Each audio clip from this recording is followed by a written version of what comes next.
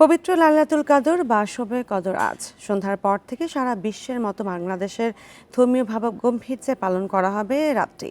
শবে কদর কথাটি ফার্সি, এর অর্থ হলো মর্যাদার রাত বা ভাগ্য রজনী। পবিত্র রমজান মাসে লাইলাতুল কদরে পবিত্র আল কোরআন নাজিল হয়েছিল। রাতটি মুসলমানদের কাছে অত্যন্ত এই ঈদে জামা জুতো অ্যাক্সেসরিজের ডিসকাউন্ট।